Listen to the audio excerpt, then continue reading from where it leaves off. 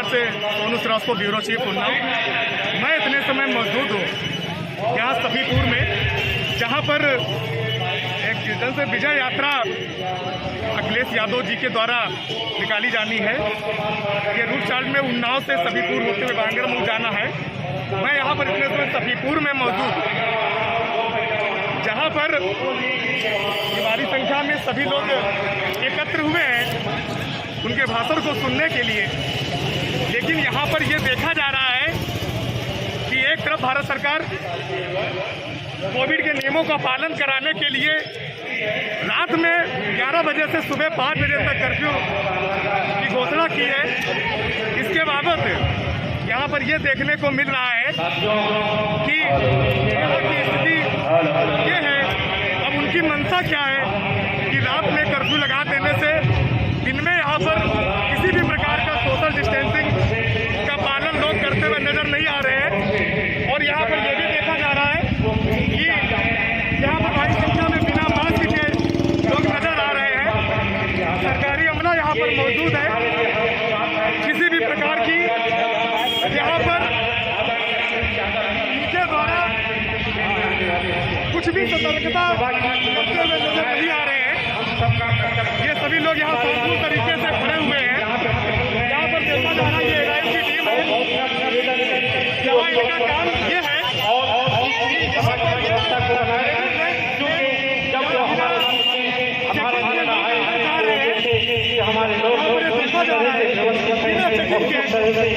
बिना किसी जांच के जहाँ लोग अंदर जा रहे हैं और यहाँ किसी भी प्रकार की कोई भी सक्रियता यहाँ पे नजर नहीं आ रही है। हम आप लोगों का ध्यान इस ओर भी आकर्षित करना चाह रहे हैं कि यहाँ पूरी तरीके से प्रशासन मौजूद है, लेकिन प्रशासन को इसकी कोई खबर नहीं है। ये देखा जा रहा है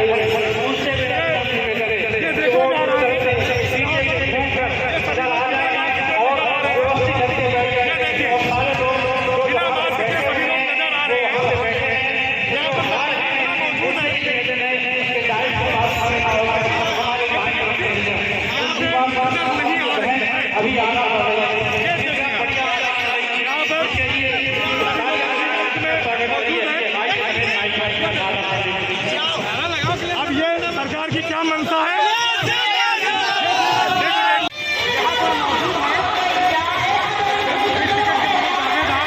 प्रशासनिक रूप में स्वरूप चौधरी और ये प्रबुद्ध वर्ग के जिला महासचिव अखिलेश जी क्या मौजूद है।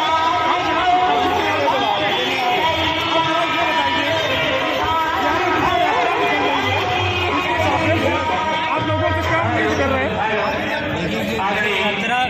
आदरणीय अखिलेश विभिन्न जिलों में निकल रही है। अब तक 30 से ज़्यादा जिले हो चुके हैं। ये विजय यात्रा बेरोजगारी पर विजय की है, जो रोजगार देंगे राष्ट्रीय अध्यक्ष जी। ये विजय यात्रा जो अत्याचार महिलाओं पर हुआ है उस अत्याचार को खत्म करेंगे, उस विजय की है। ये विजय यात्रा बेरोजगार लोगों को है, उनको रोजगार देंगे आदरणीय अखिलेश। ये विजय यात्रा उस तमाम सभी पिछले शोषित समाज के लोगों की है। नया सफीपुर, नया प्रदेश, नया दिन। क्या आप देख रहे हैं कि यहाँ पर जो ये भीड़ एकत्र हुई है, क्या ये वोट के रूप में तब्दील होगी। आप देख रहे हैं हर जिले में सर्वे जो बता रहे हैं, जो एक आम जनमानस होता है, बड़े बुजुर्ग कहते हैं किसी चुनाव का जायजा लेना होता है तो हम दुकान पर बैठेंगे, टपरी पर बैठेंगे। आज छोटा से छोटा आदमी, गरीब से गरीब आदमी आदरणीय अखिलेश यादव को मसीहा का रूप दे रहा है और नया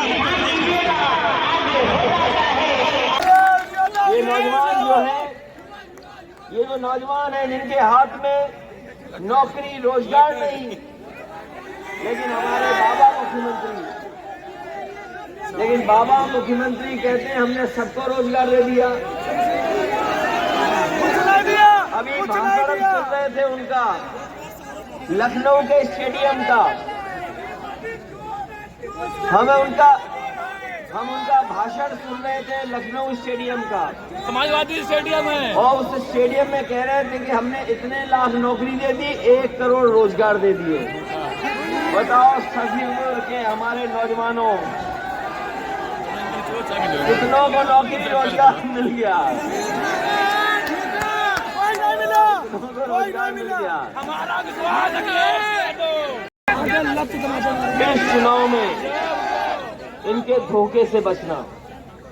ये धोखेबाज लोग हैं, ईवीएम ये मशीन सही झूठ करवा बोल लेना एक करके बार। वोट लेते हैं, ये साजिश कर करके वोट लेते हैं, ये षड्यंत्र कर करके वोट लेते हैं, ये जाति को लड़ा करके वोट लेते हैं, धर्म के खिलाफ नफरत फैला के वोट लेते हैं, किसी को अपमानित करके वोट लेते हैं। लेकिन हम समाजवादी लोग किसानों को मदद करना चाहते हैं, किसानों का भाग्य सुधारना चाहते हैं, हम अपने किसानों को खुशहाल बनाना चाहते हैं। और इसलिए वैसे बुल की हिंदी तो सब जानते होंगे, सांड। जो सरकार सांड न पकड़ पा रही हो, बताओ वो हमारे किसानों का भला क्या करेगी। और अभी सुनने में आया कि दिल्ली वाले एक आए हैं, दूसरे नंबर वाले नेता। वैसे दूसरा नंबर अच्छा नहीं होता, 2 नंबर ही अच्छा नहीं होता। 1 नंबर तो चलो छोड़ो, लेकिन 2 नंबर ही आए हैं। वो हम लोगों को ABCD सिखा रहे हैं, बताओ ABCD। वो कह रहे हैं समाजवादी लोग ABCD सीख जाएं। हम उनसे कहते हैं कि पहले बाबा मुख्यमंत्री को ABCD सिखा दो, फिर हम भी सीख जाएंगे। और जो अपने बाबा मुख्यमंत्री को ABCD नहीं सिखा पा रहा, वो हमें क्या ABCD सिखाएगा। हमारे बाबा जी का प्रिय जानवर बुल है, बुल। हमारे जो हमारे बाबा मुख्यमंत्री जी हैं, उनकी प्रिय चीज है बुल। बताओ बुल है कि नहीं उनका प्रिय? हम हिंदी में इसलिए नहीं बोल रहे हैं कि वो ज्यादा बुरा मान जाए। कि जिसके यहाँ पैसा निकला उसका नाम है पीयूष जैन, और जिसने इत्र बनाया उसका नाम है पुष्पराज जैन। जब बीजेपी के लोगों ने कंप्यूटर पे नाम डाला, जब बीजेपी के लोगों ने कंप्यूटर पे नाम डाला, तो बताओ जो नाम निकालना चाहिए था वो नाम नहीं निकाला, दूसरा नाम निकाल दिया।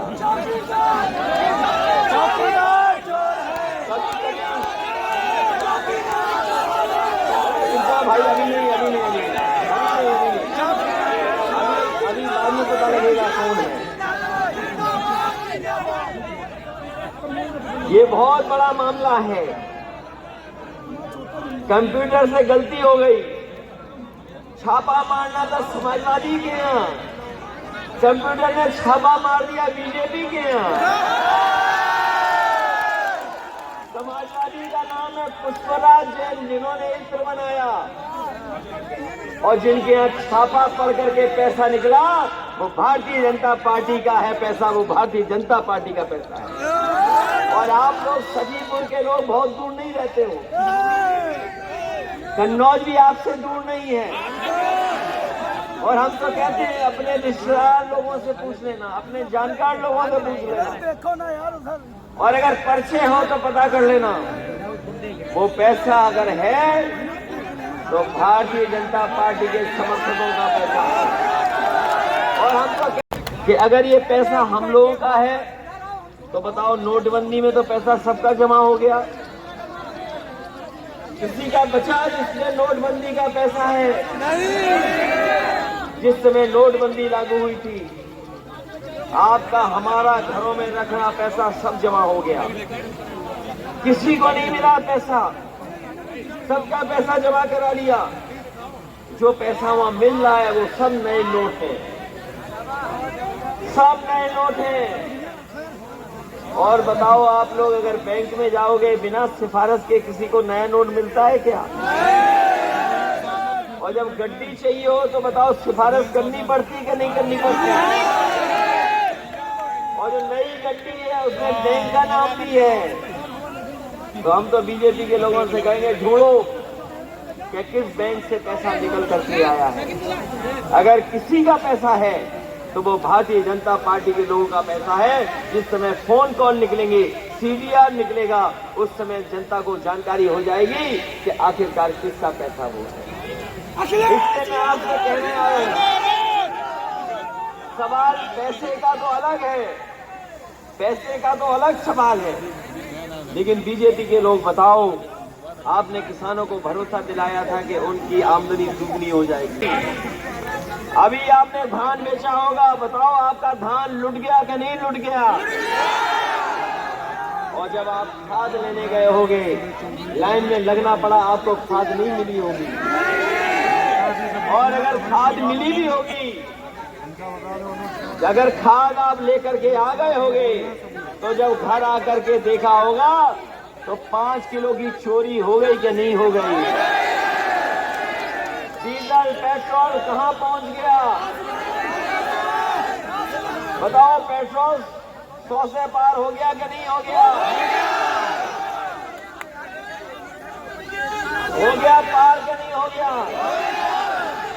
और जो हमारे गरीब कभी कभी पकौड़ा बना लेते थे, सब्जी बना लेते थे, वो सरसों का तेल कहां पहुंच गया बताओ? जब हमारा किसान अपने खेत में सरसों पैदा करता है, तब उसे सरसों की कीमत नहीं देते।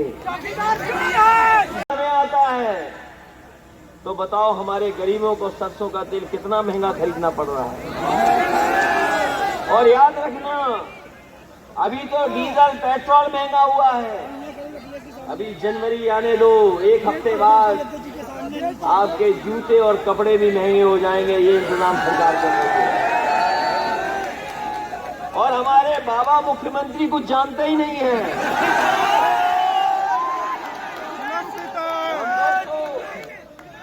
हम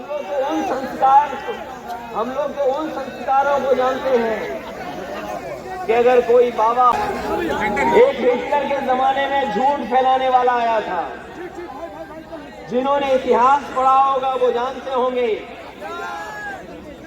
जिन्होंने इतिहास पढ़ा होगा वो जानते होंगे कि हिटलर के जमाने में हिटलर का एक बहुत बड़ा प्रचारक था जो झूठा प्रचार करता था, जो हिटलर के साथ था।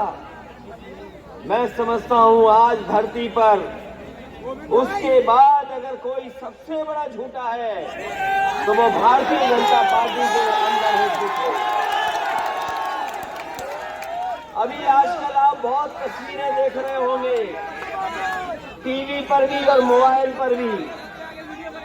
एक तस्वीर बहुत देख रहे होंगे आप लोग, एक तस्वीर बहुत देख रहे होंगे आप अपने टीवी पर और मोबाइल पर भी, कि गंगा के उस पार जो कानपुर है, उसमें एक बहुत बड़ा खजाना मिला है सरकार को।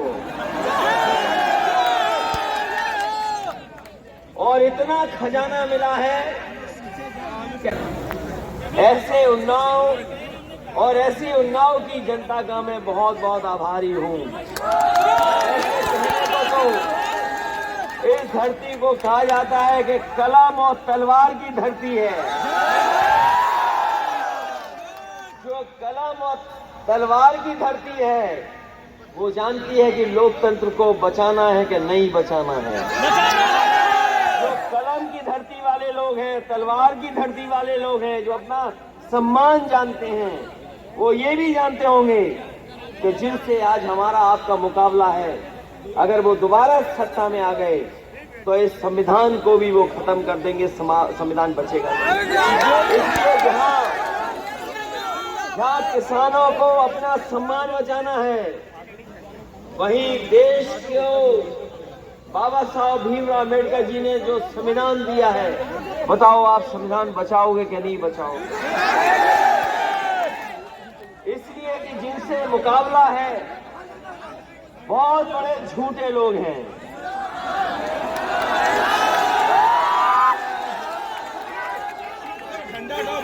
सुबह से इतनी सर्दी रही, कुछ जगह पानी भी बरसा है, कोहरा भी है, और पहले से ज्यादा आज सर्दी है। उसके बावजूद भी आप इतनी बड़ी संख्या में आए हैं, मैं आप सबका स्वागत भी करता हूं और बहुत बहुत अभिनंदन करता हूं।